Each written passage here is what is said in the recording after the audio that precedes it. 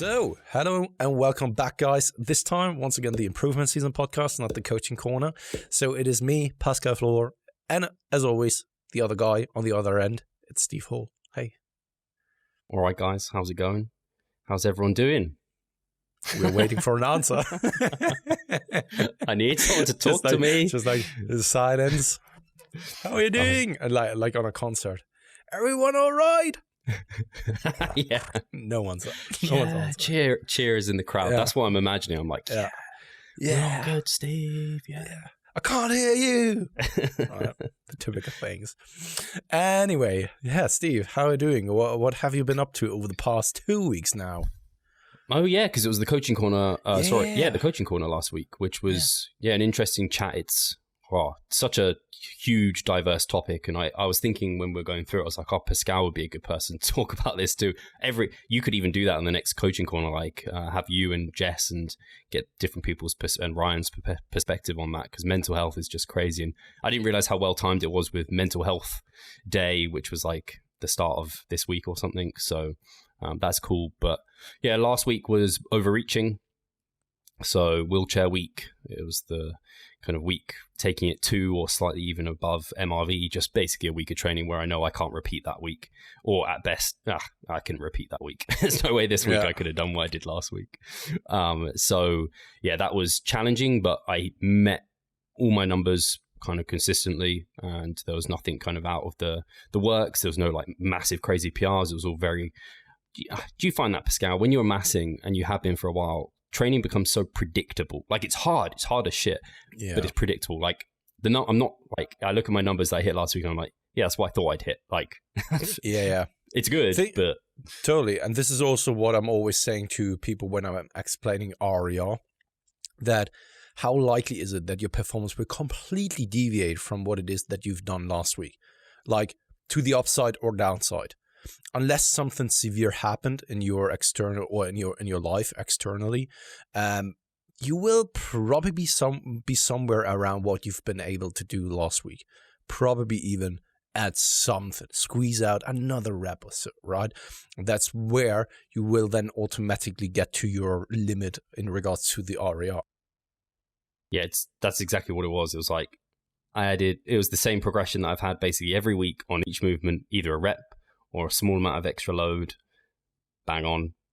Then that was like a rep or a small of extra load on the last mesocycle. So yeah, it was a lot of fun. Obviously we don't incorporate metabolite work frequently. It's more of a kind of do it here and there sparingly. Man, I just love it for some movements. It's just, you've spoken about it a few times on here where it's just like that weird sensation of enjoying the pain. And there's a few like walking lunges, like quad work, metabolite. It's just actually perfect example. It's not even necessarily purposeful metabolite work, but leg extensions in a higher repetition range, they are horrible. There's like 4 reps just that you're just like, no, I don't want to do another one, but you can. They are, and you have to like jump out of the machine because you're just like, shit, like this hurts. Yeah, I just finished my metabolite block last week, and that was exactly what happened in the 4th week of the mesocycle, right? And I actually got to the point where I was mentally draining rather than just physically draining. Yeah. I felt so much better than in a normal hypertrophy block. I could have probably, from a muscular perspective, probably pushed for another week. Thing is, though, life circumstances didn't allow for that. And also mentally, I was completely drained. In the last week, especially for the lower body sessions, I was really at a point where I was just like, I simply don't want to go to the gym. I simply don't want to go to the gym and put myself in that focus spot again and push myself that hard. Especially that was the case for the lower body days. What was like, okay, the first session of the day, SLDLs, leg curls, yada, yada, yada. And then I knew that I had to go to the gym like later on the day and do, 6 or 7 sets on the Smith machine squats, followed by Smith machine lunges.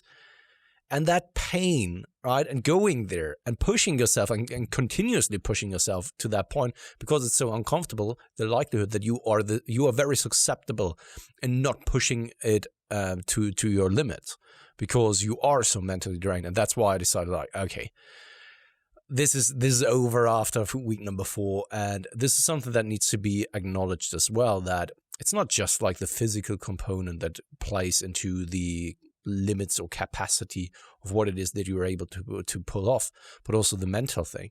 And if you're getting to the limit there, after that, it's probably more so junk volume, because at some point you probably can't progress mentally anymore, right? Does that make sense? Yeah, I think we described it before, where it's like if you have an off night of sleep, or you like something just is off in your nutrition, and the next day you come to train, maybe legs, good example, because legs are just hard, and you just don't feel connected with the movements. Everything just feels like I'm doing it, but it doesn't feel right. And I feel like injury, like in that sort of scenario, injuries are way more likely. It kind of feels similar to that, where it's just like the mind just isn't there to be able to take you through a session, so you're actually getting what you want out of it, and you're just kind of going through the motions. And you're lucky if you don't get injured, or you are able to do a decent performance. Yeah, no, absolutely. But to come back to the thing that you originally talked about the pain on something like leg extensions, I felt that. It was so funny, by the way. And this brings me to a different topic. So in my overreaching week, when I was doing the Smith machine squats, funny story. Well, I don't know if it's funny, but I found it funny. So I came to the gym. And then there was this guy looking like a CrossFit type of guy. I can't explain it differently. Not like from the build, but more so from the equipment that he had, and also from the way he trained. He went from Smith machine lunges to deadlifts, high repetition deadlifts. I don't know how many repetitions, and like touch and go, rounded back, stuff like that. Right? I'm not saying that every CrossFitter does that, but that typical guy who does like, I don't know what like workouts. So he was there. I approached him, said like, okay, how many sets are you doing on the Smith machine? And he basically said, I just started 10 sets. And I was, holy shit, 10 sets? Fuck. Yeah. So I'm just going over to the leg press. And he basically came back to me saying like, okay, what is it that you're doing? I was supposed to do Smith machine squats. Yeah, we can just like do together. I said, okay, fair enough. So we went over to the Smith machine then, and he asked me like, okay, how many kilograms are you doing? I said like, yeah, I think today it's 80 on the program, so let's go with 80. He said, yeah, fine with me. All right, let's go, do it, right? And the first set, I started the first set, and it actually took me, and that came very much to my surprise as well, to up to 20 repetitions. And I said like, okay, don't know what happened there, but this is way too light for me. So I bumped it up to 100 kilograms. He said, yeah, fine with me. Let's do it. Then it's his turn, right? And you could really tell that he didn't want to give in, because I don't look the biggest, right? And he was nearly my size. And you could tell that he didn't want to give in and be like, put himself, I don't know, in a shameful light or so. So he went for it. 100 kilograms on the Smith machine squat, right? And do you remember, on the 80 kilograms, I did 20 repetitions, very nice, slow and controlled, went down there. And it was his turn. He tried the 100 kilograms, one repetition, full bounce, right? Dipping in, so very much dive bombing into the floor and coming out, and that was it. Like one repetition then. And it was my turn again. I did the 100 kilograms, which was then my first working set, because the other one wasn't really like challenging. So I did it and did like 15 repetitions, easy, with pause at the bottom, and actually coming out nice and controlled on the eccentric. And I was just like, I don't know, that sounds very much elitist, or that I think highly of myself because I was able to do this and kind of outperform him by that significant of an extent. But it's not. I just found it funny because you could clearly tell that he wanted to be on par with the performance that I'm bringing to the table, but he couldn't. And he tried, right? At some point, he actually needed to decrease the load, went down to 80 kilograms, did like 2 repetitions, dive bombing, and couldn't really keep up with that performance. I just found it funny to see how a guy like this, having a lot of equipment, having also like weightlifting shoes, and basically not really being up to par with me on that one. Once again, I'm not just saying that for patting myself on the shoulder. I just found this situation funny that I came up to the Smith machine squat, and there was such a huge discrepancy between the performance, and it would have been absolutely all right if he would have picked a weight that is appropriate for him. But he wanted to, I don't know, I had the feeling that he wants to prove it to me, where in reality, I don't give a fuck about that, to be honest. Yeah, man, I can't. Some people are just, I don't know where they're coming from when they try and do these things. It reminds me of a post I saw. I recently got introduced to a page called, I think it's called "You Look Like a Man," and basically it's, I think, a slightly like feminist movement page. Yeah, and I heard about it. They posted one where basically this woman in America was deadlifting in her garage, and this guy walked past and like introduced himself and was like, "Oh, can I try?" This is my interpretation, at least. I didn't look into it massively. He was like, "Oh, can I try deadlifting that? No warm up, no." Like, she's like, "Are you sure? Like, I don't know if this is like something you should be doing." And he went to do it and just like couldn't pick it up. It's just like, male or female in these positions, why do you think like you should just try and match the person that you're by? Like, what are you trying to prove? Who are you trying to prove it to? Because like you said, you would have been more impressed if he just did half the weight and did as good repetitions as you were. Totally. And I was even like, the thing is, I'm not the person who comes up to someone and says like, "Okay, don't you want to try to do it this exact way or so?" It's none of my business to actually come up to someone and try to judge him or teach him how to do a lift properly. It isn't. If someone were to come to me and ask for my feedback or my opinion, hey, more than willing to give it to them. But in this situation, it was just like, inside of myself, I had to laugh every single time when I saw that, because this was basically what we are always talking about. Lifting with your ego, and it leads to nowhere, because the repetitions that he did, were they very much stimulative, like dive bombing in a Smith machine squat, like properly dive bombing, like what it is that you're seeing sometimes with Olympic weightlifters, like boosh into the floor and coming up again. Smith. Yeah, and I was just like, what was this? Was it worth it? And did it actually resulted in what it is that you wanted to result it in? Probably not, right? I was just thinking about the things that we are always talking about letting your ego at the door. It doesn't really matter what I think about him. And I had the feeling that it was important to him to keep up with what I am squatting, perhaps because I don't look like someone who is strong. And that, especially because of that, like, how is it possible that he's stronger than I am, right? Don't know. Pascal, you ruined his workout. I probably did. Because afterwards, he was just walking around, and whenever... Crippled. So the gym is very, very tiny, right? And every time you're crossing paths, there's a little bit of eye contact every now and then, right? Where it's just like, he nodded at me at some point, like walking past by each other, and then I'm like, don't know.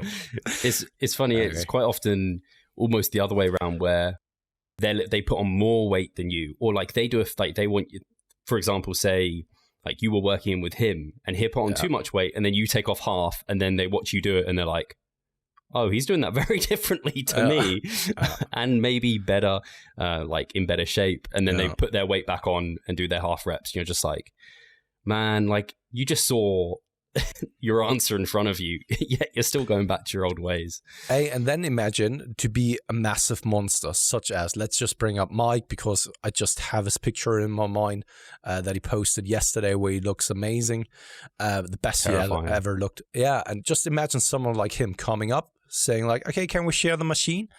And let's just imagine someone like him is squatting as much as you do, but he's just like 10 times bigger than you.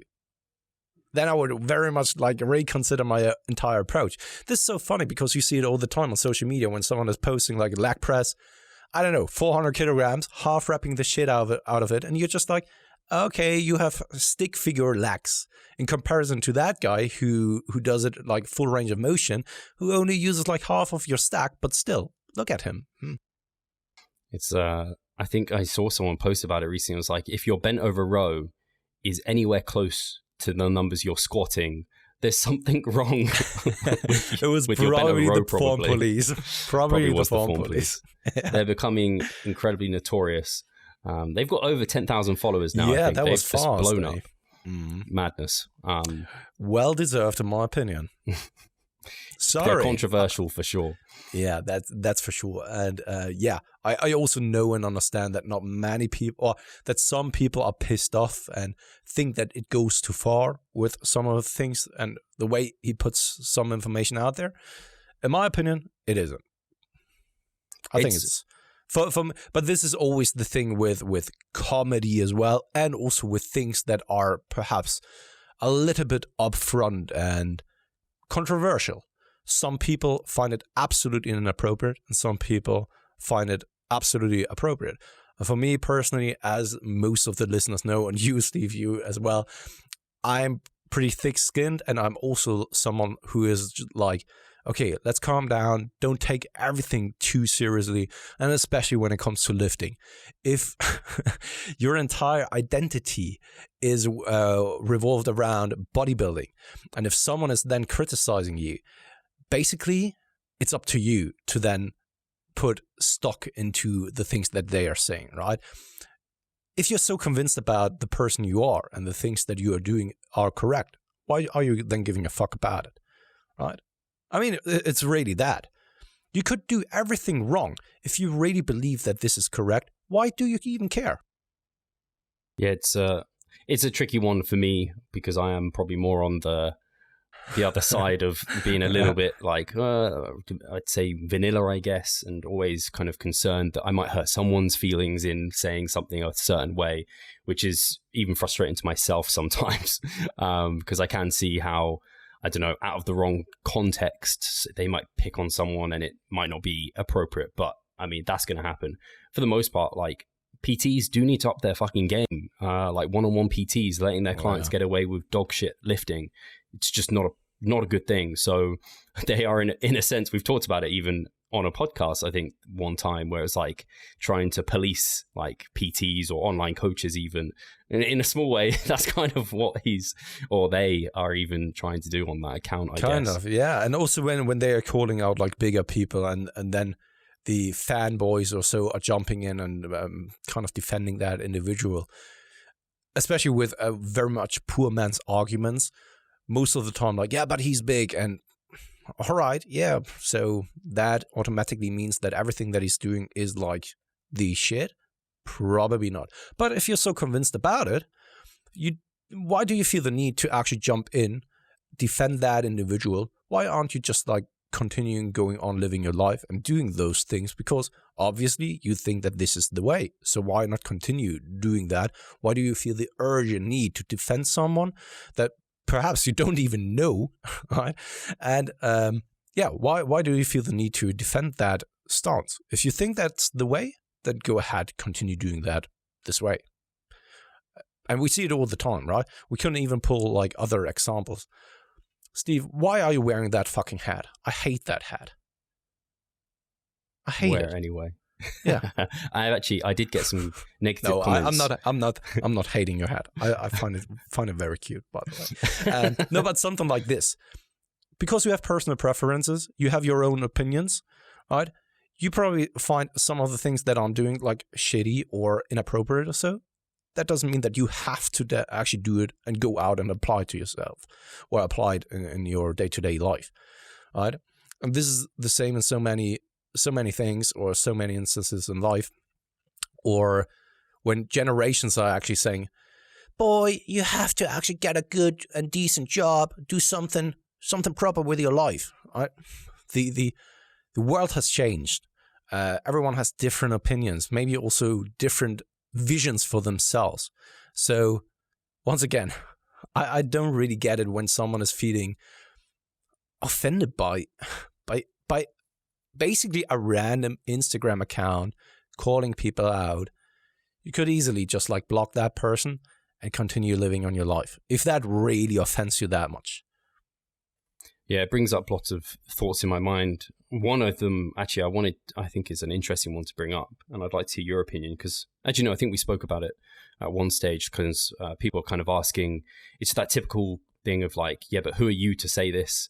Like, in terms of kind of asking for the form police to post up a video of them lifting. And it's like, but that you're not arguing with how they look. You're arguing with the statements that they're making. It's kind of that ad hominem attack. They're attacking the person instead of the kind of the points that they're making. It's like, if you can't argue with the points they're making, don't then attack the person, because now you're just falling into the logical fallacy. It's a really poor form of argumentation in my mind. But unfortunately, it works so well for some people, where they hear a statement and then they look at the person and they'll be like, well, look at you. Why would I ever listen to you? It's a case of like, well, don't take the information as the person, how they look. Take the information for how valid that information is. Challenging. So I'm glad that they're faceless in that sense. Fast, efficient fat loss. Does that sound like music to your ears? The mini cut movement might just be for you. Mini cuts are like robbing the fat bank. You want to get in and out with as much fat as possible. In a short period of time, you could easily look to lose 6 to 12 pounds of fat. The mini cut movement is excellent. There's group support for extra accountability and also expert help within the group. We have educational videos to keep you on track along the way, and you get all your nutrition and training customized and individualized for you. So if that sounds of interest, get involved with the mini cut movement. Me too. And this is something that I said to you at an earlier point as well. I very much appreciate that there's no real face or like person behind there that shows himself, because they would easily be an easy target then. No matter how big they are, they would probably never be big enough unless they are Big Ramy or so, right? And that's why I think it empowers a person like that to stay faceless, right? Because then they can't really, because no one knows, basically, and they can't take that argumentation, as you rightly pointed out so yourself, the person doesn't become or can't become a target then.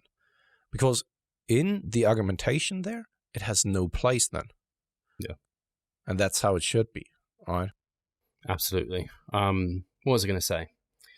I just watched, me and Charlotte watched it the last couple of nights, The Social Dilemma. It's on Netflix. What's this? It's basically a documentary talking about what's happening with social media, how it's kind of taking over, how it's kind of, in a sense, forming a little bit of a Matrix or the Truman Show for a lot of people, where you see what kind of Facebook or Instagram or whatever Google want you to see, and they are forming, you feel like you're forming your own opinions and judgments and being very kind of autonomous, but in fact they're controlling a lot, they're pushing the buttons, and it's kind of leading us down potentially a really negative path. And it just led me to the thought of, kind of, you said, if you don't like it, like, block it out. And I think protecting your own kind of time and your own, just yourself in that way is great. You can block people. And I think I've only ever maybe blocked one person on social media, maybe one or two, which I don't regularly do, because I think there's a fine line between like having a circle of people close to you who build you up, but also being dogmatic, because you can end up blocking out everyone who has a different opinion to you. And then you just form your own dogma and you've become your own little group. And that is scary for me. So I like to keep people who challenge my thoughts and ideas, but not in a way that's kind of like directly negative against me and makes me feel in a bad way. Because I think that's a nice way to navigate social media, at least. Because if someone's being, I can see why some of these accounts maybe block the form police. Like, I think that's potentially the right thing for them to do, but not if they haven't. Like, you can't just keep doing what you're doing, especially if you've realized it's wrong, or kind of you're just not thinking outside of the box. You're not kind of educating yourself at all. That's when things can get a little scary, I think.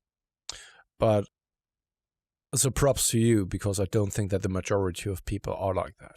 No. Unfortunately. We know that people aren't reflective. They are most of the time egoistically driven to their own benefits, and thus we also know that they don't like to be criticized. It's and this is not excluding myself, right? I'm not saying that I'm falling outside of that spectrum, because probably in many aspects of my life I'm actually falling into that without even knowing about it. And this is, I can think of some other things, like when Katie is saying something, right? In the moment, I'm then a little bit pissed off when she's making me aware of that.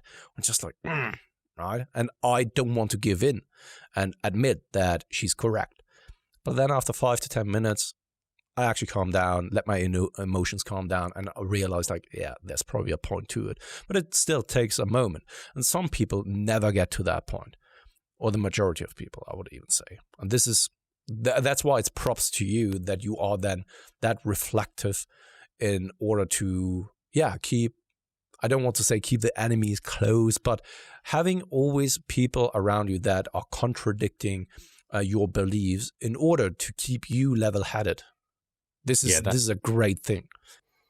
That's what I try to do. I think from the outside in, it probably doesn't even quite look that way. People will be like, oh, yeah, but why do you keep doing what you do if you watch this person and you kind of follow them? It's like, well, because they haven't convinced me well enough yet. I'm waiting for their kind of golden nugget of information and their kind of information. And I think there's the saying, you can learn something from everyone. I don't think that's necessarily 100% true, but I do think you can learn things, especially from those who have been successful. And there are people in the fitness industry, particularly with different methodologies, who have been incredibly successful. And you might only learn they got there despite what they kind of did, or it was drugs or genetics maybe, but at least you've learned that. But there could be other things there, which is cool because science is always evolving anyway. Yeah, and the good thing is that perhaps this even hardens your viewpoint. Because when you don't, or when you're not faced with perhaps contradicting thoughts or ideas, then you are basically just moving in your own bubble without perhaps considering that there's another side or other methodology that leads to the same results. But if you're never faced with those, perhaps you are always them floating around. But those contradictory thoughts, if you really give it a try, or you take a look at those very much from an objective perspective, you can come to the conclusion of like, yeah, I now try to stay as objective as possible, analyze the situation, and it just now further confirms my former beliefs that they were,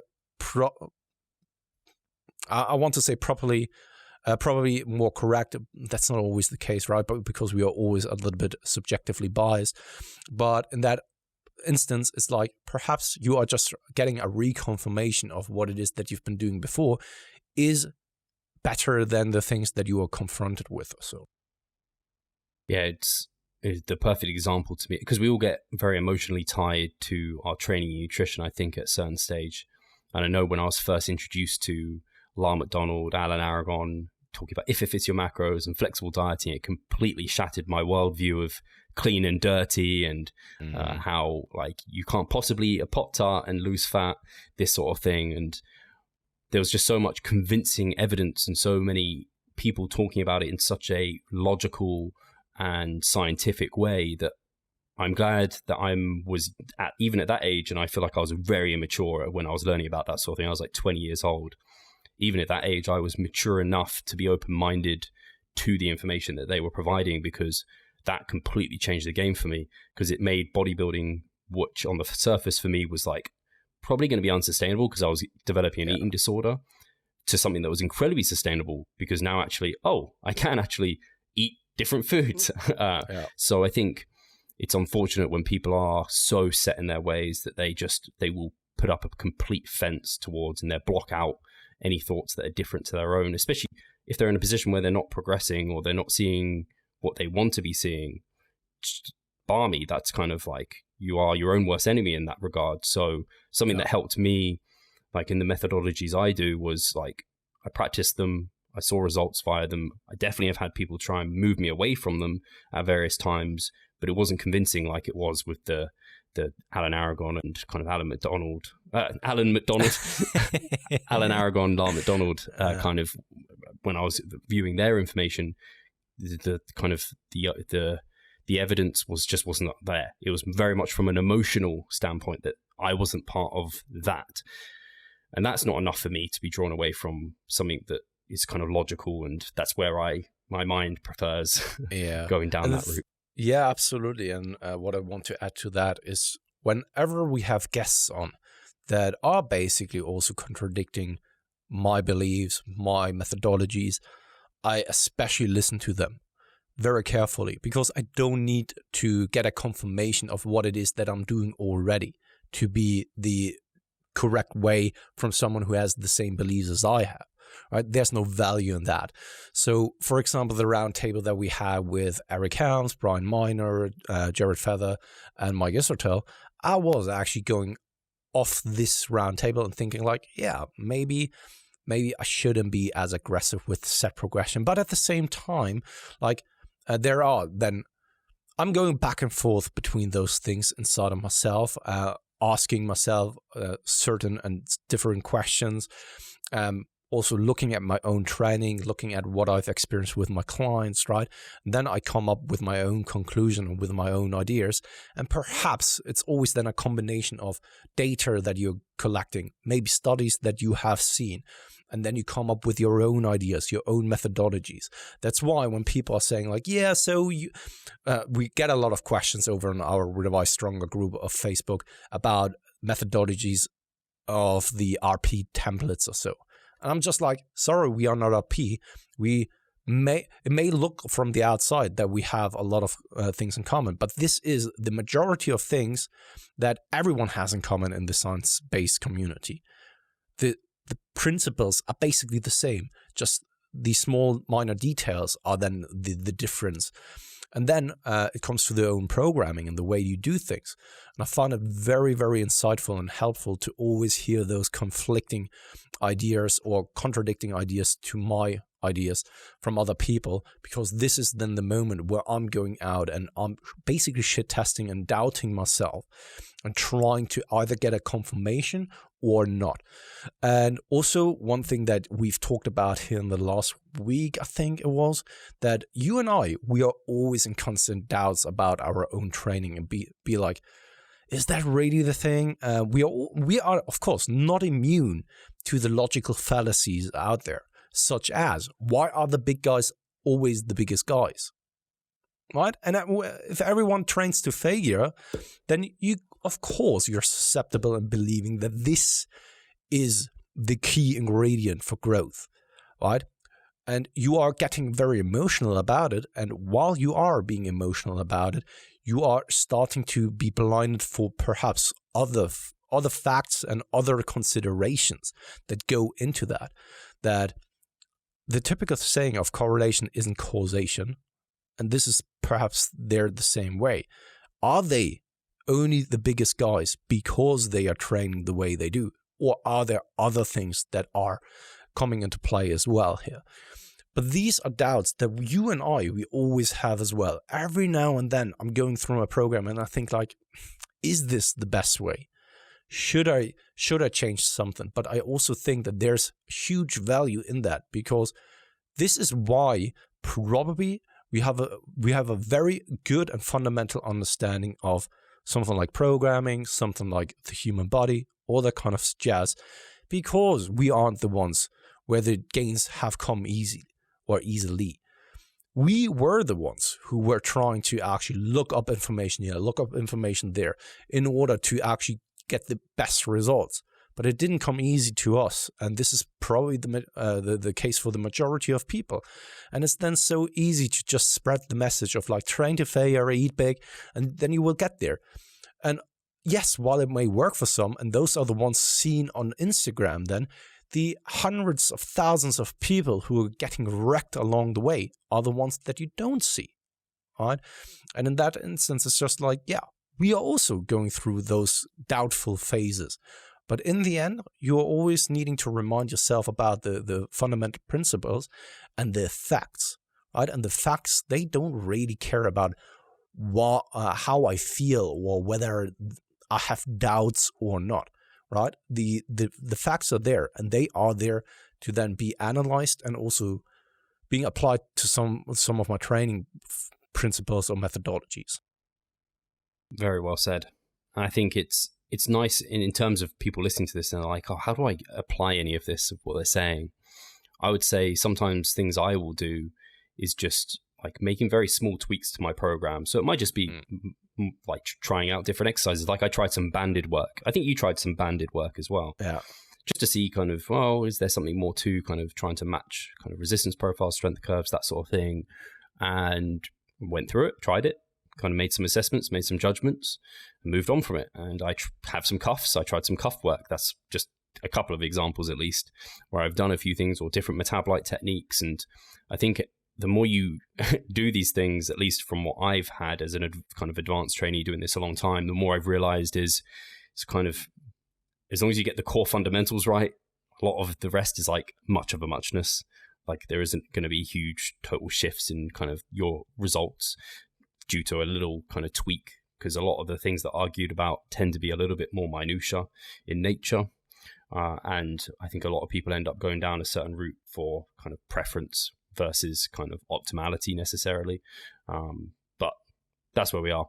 Good discussion. Yeah. I actually want to dig into a question before we jump into questions from the audience, just because I know last time, and I watched your vlog of your, actually, if people want to see Pascal almost naked, which you basically never see, you better sign up to the members site, which is our own little naked avenue for Pascal. Yeah, I'm only wearing a hat. So that's everything I'm wearing. And that's on your second head, isn't it? No, on my normal hat.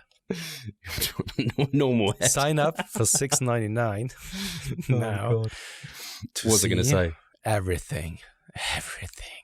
He lays it all on the line. We get to see it. Those thick. It's lying down on the carpet while I'm standing. Oh dear. Where was I going with this? Oh, so you were asking, you were kind of like, am I going through, I think it was, the discussion was either a mini cut or a low volume primer. And I wondered if you've come to any conclusions or you're going to leave it to the last minute. I know you said you were going to leave it to the last minute.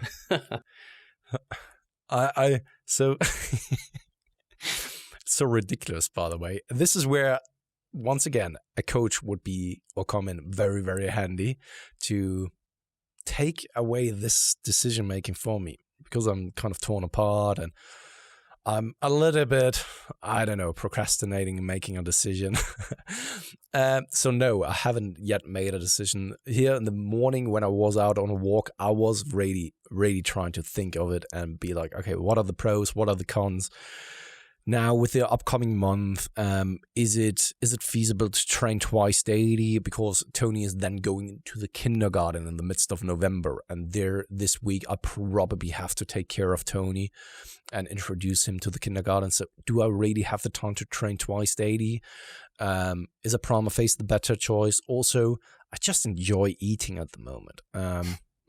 Right? After 6 months, it's not that I'm hungry or so, but it's like I'm at a point, I'm even getting sick and tired of food at times. So for example, today I had a bowl of oats, just like cooked oats, and boy, you can't eat a lot of those. At least not when you are in a gaining phase. It's like after I made myself a bowl of 125 grams, and after half of it, I was already like, God damn. This is plain. And normally, I love plain stuff. Yeah, no flavoring. No flavoring. Salt, at least? Yeah, I had some salt. I mean, this is, of course, this is a huge flavor. But yeah, I was just like, after that, I was thinking, man, I should implement that in the cutting phase next time, because I'm just like so after 75 grams, I was, and I know that this isn't that I'm satiated, but at the same time, I kind of am. You're just getting sick and tired of food while you're eating that because it's so freaking bland.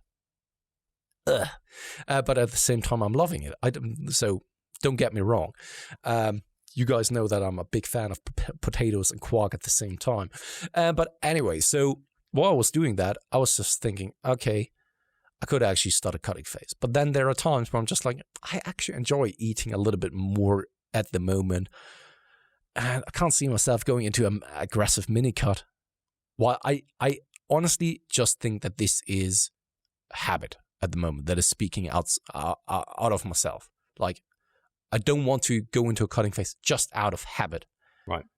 I'm being lazy, perhaps. I'll give you a very quick perspective, or at least my kind of very quick thoughts when I haven't thought through it a great deal. I would say, first of all, enjoying eating, never a good reason to continue a mass. No. Never a good reason. Although it can be. Well, I just want to say, good. I mean, yeah, the thing is, when things are going or heading into the right direction and you're not overly fat, this is still a good sign that you could continue possibly. For sure. And then what was I going to say? So this is just coming from looking at your physique update. I was looking at you and I was like, damn, like you are very similar body weight to me, a little bit lighter. Condition, I wouldn't say your condition is, I'd have to be under your lighting and everything to have a look, but I wouldn't say you're miles different to my condition right now by any means. Definitely not miles away. You, I think not long ago, went through a lower volume phase when we were kind of training at home a little bit. So there was a bit of a primer not that long ago, which is the same as me. I had mine's quite a long time ago now, but it was within this year, right? So it's not like it's been ages since you've done a lower volume phase. And you're at a point where kind of if you can't train twice a day, mini cut doesn't require training twice a day. So I was just like, you're just in a similar position to me. So I was like, maybe a mini cut could be appropriate. But that's without knowing your life circumstances. And my appetite isn't in the same position yours is in, although mine has actually improved weirdly. Oh, really? Yeah. I've put that down to not forcing myself to eat when I don't have an appetite. That's been the big change for me. Yeah. And then it's just like at the appropriate time, you're actually able to eat a little bit more than... Yeah. I was trying to chuck down like 1,000 calories at breakfast, just couldn't. So I can have an orange juice and a protein shake and then a Lucozade in my first training session. And then after that first training session, my appetite opens up and I can get in like 1,500 in the next 2 meals, which then leaves not too much to have later, which has been good. But I was just like, man, the condition you're holding at that body weight is the best I mean, I've seen. Yeah, I'm very satisfied with the gaining phase and how it went so far. Very, very satisfied. Like, honestly, this is the best I've ever looked at that body weight. Of course, also in that vlog, I talked a little bit about my psychology when it comes to sharing my physique. And I said that in the past a couple of times. I fucking hate my physique, and this is also one of the reasons why I have such a hard time sharing it, especially the front side, like abs and chest. Freaking despise their look, like, honestly. Well, the thing is, at the same time, so I have two options. Either I continue to just complain about it and stop all along, or I just put in the work and effort and try to change something about it. What's the bigger likelihood that something is about then to change? Of course, it's the latter option. There's only one way to improve the situation, and that is to just put in the work and effort. And perhaps I'm never getting there to a point where I'm then satisfied with my physique, but it at least gives me the opportunity to get there. And if I'm just like continuing complaining about it, nothing will change for me. But yeah, once again, the front side is the one that I despise and I don't really like. The back I was very impressed with because it looked thick, and that was I know it sounds fucking insane, right? But I felt, when I took a look at the picture, I felt like someone who is a little bit enhanced. Like from the thickness, just I can't explain it differently. I loved what I saw there. And just the legs have always been somewhat of a strong suit of mine. Still holding on to quite a good conditioning there. Couldn't really see it in the video, but especially from the side, hamstrings still popping out. I still have a little bit of lines in the quads. And this, right now, after a couple of months of gaining, I'm very happy with the outcome so far. And I think that a mini cut would do me well and buy me a lot of time once again going through such a productive gaining phase. And then, basically, but I could also imagine me just cutting for a longer period of time, just because I'm that type of guy who, when I'm in a momentum, then I can easily ride that momentum for a very long time. And that's why I, most of the time, am someone who's more so preferring longer cutting phases over mini cuts, which is funny now that I'm saying it, because you hardly hear anyone actually having such a stance. I feel like everyone wants those results now and wants always just mini cuts and go back into a gaining once again. And I am more of a proponent, for myself at least personally, of having those longer cutting phases. Hey, Pascal here. I just quickly wanted to remind you of our online coaching service. At Revive Stronger, we put a huge emphasis on the personal aspect of our coaching. And if you want to take your physique and knowledge to the next level, hit the link in the description below. Yeah, I think I probably would agree that longer cutting phases I prefer them because I think probably for the same reason you do, in that you just know where you're going to go for a long time. Whereas a mini cut feels like, I don't know, it's like you're taking a detour on this path for a little bit and then you're coming back on the path and you're just like, oh, did I have to do that? I completely understand the rationale behind mini cuts, and that's why I end up doing them and do them with clients. But same, like you say there, I do prefer just being like, right, strap in, let's go down this path for a long time. So, I mean, there's something I want to bring up just quickly, because I know you said you don't like your physique, but actually I think you do like parts of it, because I think for me, I really don't like my quads. I really don't like my waistline, my like abs. I'm like my high insert, like front shots, basically similar to you in some ways, but you have very good quads. My calves are also terrible, but like I try and have an overall impression that I do like my physique, because like I'm lucky to have what I have. I haven't got like I could have all sorts of impediments, but I think it's nice to, at least for me, to hear that you're like, yeah, I really like my back shot. Like I do have a good pair of quads, because that's nice, at least that there are highlights. That's true, but it also required a lot of time and effort in actually getting to that point. If you would have asked me like a couple of years back, probably there wouldn't have been any kind of body part that I really liked. Right? And this is, once again, just reassuring and reconfirming my beliefs of putting in and continuing to put in the work and effort, because if it's possible with my quads and hamstrings and back, then it's also possible for the rest of my physique. For example, I love the way your delts are popping out, right? And I would love it to be the same for me, but I'm also holding on to quite a decent amount of fat here, right? I can really feel that there's such a huge chunk here that then avoids having that capped delt.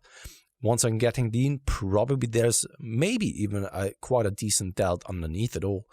And then, for example, with the rest of my physique, I'm starting to get more and more excited to get very lean to reveal my backside. Because once again, what is it? Reveal my backside. But you know what I mean, right? Especially because I think that probably I'm someone who can get my hamstrings very, very visible. They come through early. Yeah, exactly. And that's why I would assume that once I'm getting leaner, they will just like freaking stick out. And also because my back has improved so significantly, that's why I think my back shots could be a very strong point of mine. Whereas, of course, front shots, not so much, which is unfortunate because you are in the front relaxed pose like the majority of time. But I mean, this is what I'm looking forward to. And then hopefully in the next month or so, perhaps even bringing up my front side. And who knows, when I'm getting leaner, it could turn out that my front part of my body is actually turning out to be quite decent. Who knows? Yeah. Cool. Right. Because just on a side note, sorry to end it here, because I'm holding a lot of fat storages around my midsection and also around my chest. And I think that, and I've seen it in the last cutting phase, for example, I'm losing a lot of those fat deposits in the midsection and get quite a nice V-taper then actually, especially due to the quad sweep, right? And thus, I think that when I'm getting leaner, it could turn out that I have quite an aesthetically pleasing physique. Who knows, right? And you never know until you get there. I was just going to say, you've never had like professional coaching or something. Like you were due to get posed by Andrew Chappelle and Steph Noble like I did. And not that like you can take yourself through the basics, but they can look at your physique and be like, hit a pose like this. This is going to look good on your frame. And sometimes like posing is a huge part of the taking in things to stage. You can make something look, a weakness look much, much better than it was. So yeah, I'm kind of selfishly more excited to wait to see you to get to stage than for me. So I'm like, what can we do to make Pascal take it to stage? Maybe I should attack it next year, but I'm not so sure about the entire COVID situation. Now hearing that there's tier 3 lockdown in Liverpool, for example. Yeah. Fucking hell, Boris. Is it due to Boris? I don't know. it's I guess it's down to him. Like, he's the most responsible in the end, but it's the UK DPA finals, I think, are this weekend, so that is still going ahead. So that's good news. So if competitors, I think more people will be competing next year now, because they'll be like, oh, if that went down, then surely next year it's going to go down if they can manage it now. Yeah. Should we go to one question? I know, sorry. I have to apologize to the listeners. Selfishly, I just wanted to dig into Pascal there a little bit. And I think it was good. Oh, Steve, are you flirting with me? Digging into me. I'm a terrible flirt. Yeah. I don't know whether it's such a long time ago. I think it was not bad, but I was always someone absolutely ignorant to signals. Absolutely ignorant. I was just talking the entire time. That would be me. What a surprise. I barely even talk to the opposite sex, so. Yeah. Okay. So we take one question, so let's make it a good one. Yeah, I don't want to read all of the questions now, so let's just pick one, not pick the best one. So, let's take. Oh, there are lots of questions now here. We just go with Mark Drossel, my German man, probably from the sounds of it. Do you know of any examinations of contact persons who are familiar with the topic of heavy weight training and eye pressure in connection with retinal damage with increased myopia? This is a really easy question. No. No. I feel terrible for laughing and saying no. It's just like when you were talking that out, it's like, I really have no idea. No, neither do I. I think that it must be like heavy deadlifts to create or heavy squats to create such a pressure that there could be retinal damage. I'd talk to maybe an optician or something. Like someone who's expert in eyes. Because you can get bloodshot eyes, can't you? Which I've had. Yeah. But that's like blood vessels bursting. Yeah. But to take it further than that, you got to be doing something crazy. Eyes popping out. Or being like Arnold Schwarzenegger in Total Recall in space. Eyes popping out. So let's get one here. Let's just take a Cad Gelstorp. How do you know if you have plateaued on weight loss, assuming everything is on point, KCAS, sleep, training, stress? How long should you wait until you make any changes? Good question, because it's very difficult to know for certain, and especially for females, because they have their monthly menstrual cycle, so they have to look at an even longer time period. But assuming, like they said there, everything is on point, like we're not questioning macronutrient accuracy, we're not questioning kind of their stress because that's in like a stable position, sleep, and they are doing their typical weight training, they're doing their steps, they're doing the cardio, everything's there. If they haven't lost weight for, I would say for just a Gen Pop person who, and I say Gen Pop is someone who's just, not a Gen Pop person, someone who's just going through general fat loss who has a fair amount to lose. If they haven't lost for a week and everything indicates that they should have lost and they haven't, and they're feeling otherwise fine, then I would certainly just make a small adjustment of 100 calories down, because they might be right on that cusp of just their lower end of maintenance now. So you can just make a small adjustment. Now that drops them right back into a deficit that you want them to be in. You don't need to make a huge adjustment. I think that's where people get problems where they're like, they have 1,000, 500 calorie deficit, and they're like, oh, I'm maintaining. And it's like, well, just drop 100, don't drop another 500, because now you're going to be probably putting yourself in too harsh of a deficit. So just a small adjustment down at that stage. I think you can immediately make an adjustment. If someone is like contest prep, I'd probably at least wait 2 weeks before making a call when they're kind of trying to get under that 10% mark, because we're trying to lose at such a slow pace anyway, so there could be some water fluctuations. And then females, the same answer, but check the monthly kind of cycles that you're going through and have an idea of how much weight you normally would gain during kind of your kind of PMS period and stuff like that, just so you have an eye on that. That would be my kind of rules of thumb, at least under those circumstances, I think. Yeah. So I don't want to just repeat what you've said there. So I'm coming from a different perspective of, I had it the other way around. So one of my athletes asked me, when do we make adjustments when in a gaining phase? And to be honest, I didn't really give him a satisfying answer, I think. No, I try my very best, but the thing is, what I actually came in saying is a lot just goes into my experience, and I can't really tell why, but at some point you're just so experienced in seeing some patterns, and I think that this is exactly what we talked about in the past at some point. You're becoming so good at detecting patterns, and whether it's a natural, perhaps, plateau that just solves itself, or whether you need to make some adjustments, that you just let your experience talk and guide you. And I know that, where was it? In some kind of book, it was actually also brought up that, was it in Thinking Fast and Slow? Yeah, I think it was, from Danny Kahneman, where he was talking about that doctor who just like repeats the same, or has seen like a disease 100,000 times, and he can just like, without even seeing that individual, just reading the paper, come to a diagnosis that is correct. Because just like out of intuition, because he has seen it so often, that the brain is just like thinking fast, where back in the days it was actually a difficult task for him, where he needed to sit down and concentrate and focus to come up with a solution and conclusion. And the same it's here, kind of. It has become such a normal thing that we are doing on a day-to-day basis, and guiding people, that after doing it for such a long time and guiding people on a daily basis, that it has become more of an intuitive thing, where it's like, okay, I take a look at the data, listening to you, and I come up with an adjustment or not, right? I'm saying like, okay, this is what we do. And if someone then asks me like, okay, why is it that we are doing it?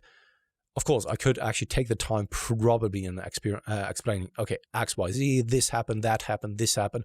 But most often it's just like an intuitive approach.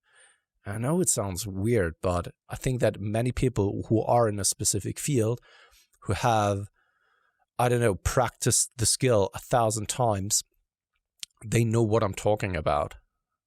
Tasks that have been difficult in the past are now more of an automated approach. Yeah, I was going to say, because I've taken out, like, you could look at photos, you could look at waist measurements, you could, all of these various aspects as well with that. And I think it's really interesting because you had that.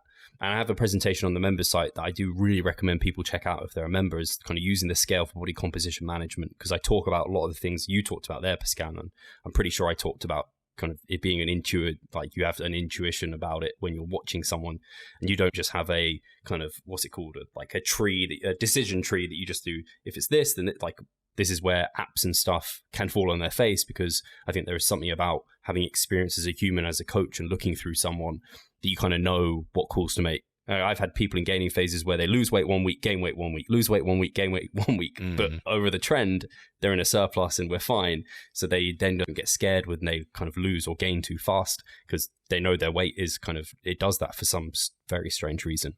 But a question I got asked, and I get asked quite regularly, and I want to do a presentation on, is like, how do I decide how to add sets to certain exercises through the week?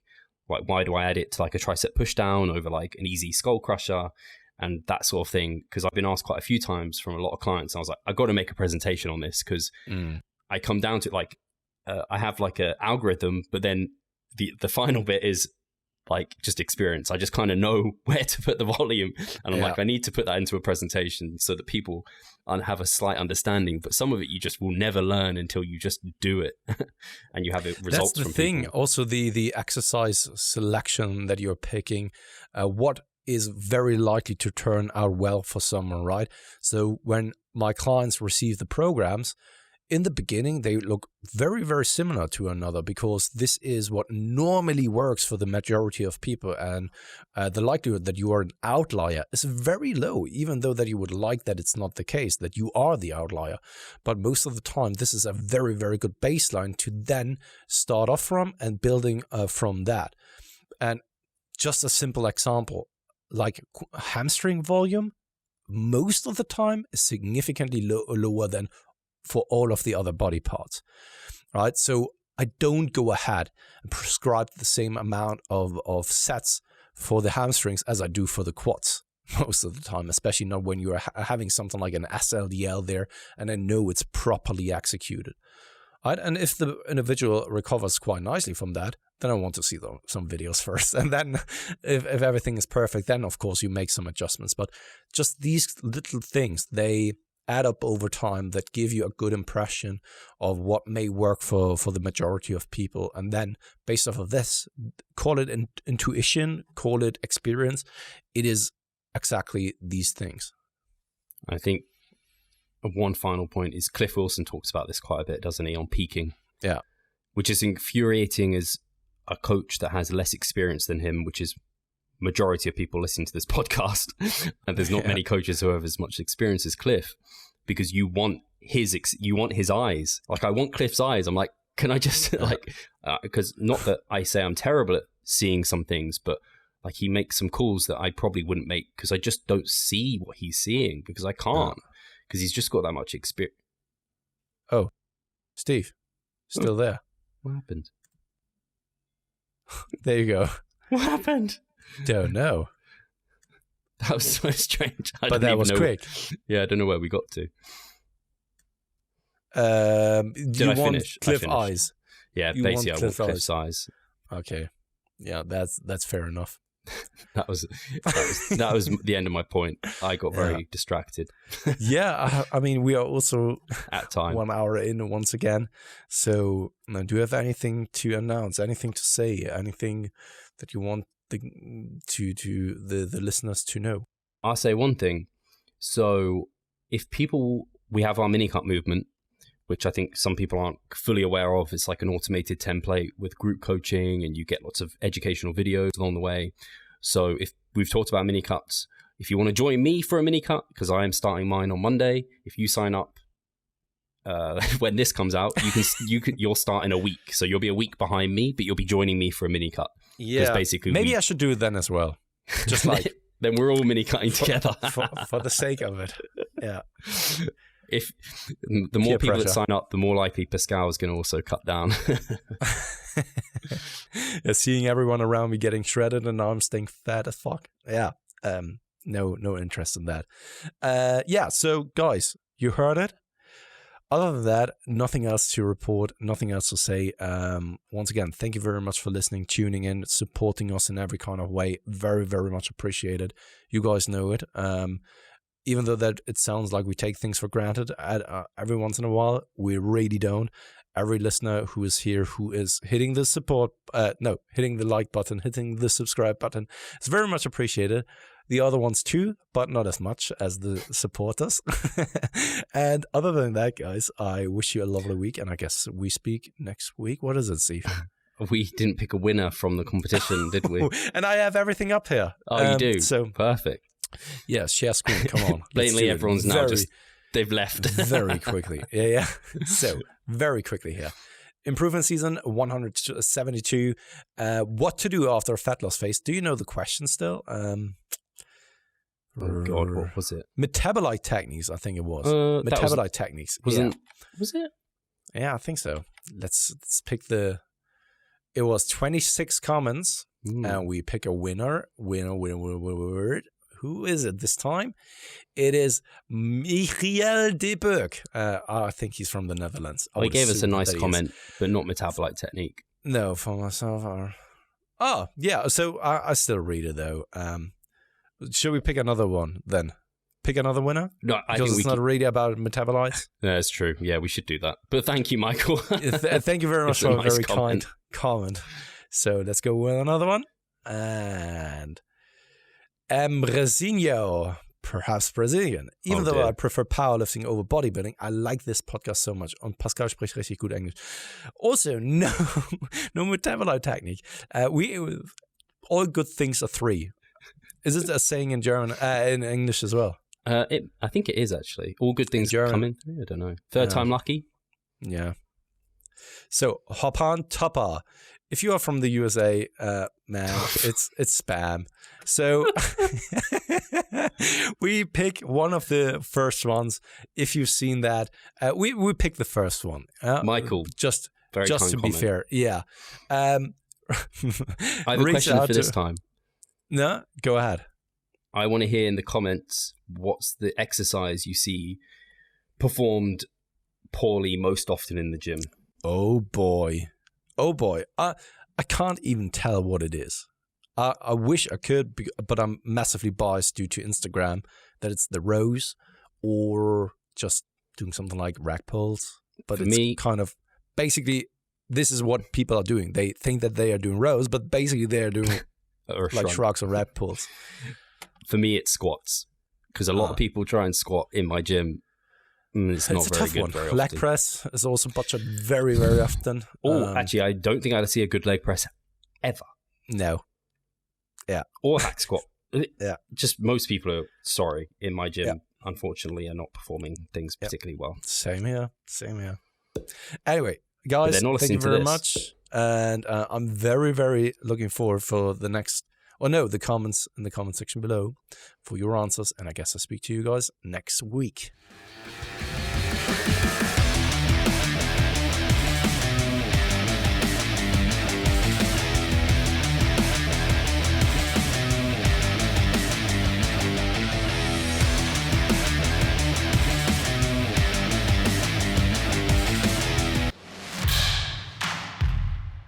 So I'm Steve Hall, founder of Revive Stronger and a coach of Revive Stronger. My name is Pascal Flor. I'm the co-owner of Revive Stronger and also a coach, of course. Revive Stronger has probably been going solidly for 3 years, roughly about 3 years. Revive Stronger, to me, it is becoming kind of my child, my foster child. It's the gathering and getting together of like-minded people. We've been expanding the coaching team, which is helping us help more people, but each coach can only help a certain number of people. Right now, it's all over the place. We have YouTube, we have Facebook, we have Instagram, but there isn't that community aspect behind that. And so the next step for us is developing a membership site. So basically, we want to create a family and a community that is then benefiting from another. A really cool community for people within our little niche is going to be a website. They will get early access to our podcast. You can access us, ask us questions. The community aspect, we have a forum there. You can ask questions, but also you can log your journey. There's also going to be courses on there. Courses, presentations on different topics. Discount of past seminar footage. We will log our journey as well. We'll start vlogging. We're going to have documentaries. Our entire athletic journey. Furthermore, they get access to an exercise video library. The exercises that we love for hypertrophy and maximizing hypertrophy, we're going to go through those in depth, telling you how to execute them. We kept them concise and also mobile friendly so that you can watch them in between your sets. I'm super excited to grow this community. The amount of value that we're going to be delivering is huge, and I'd love you to be part of it. You will get so much out of that. I'll see you inside.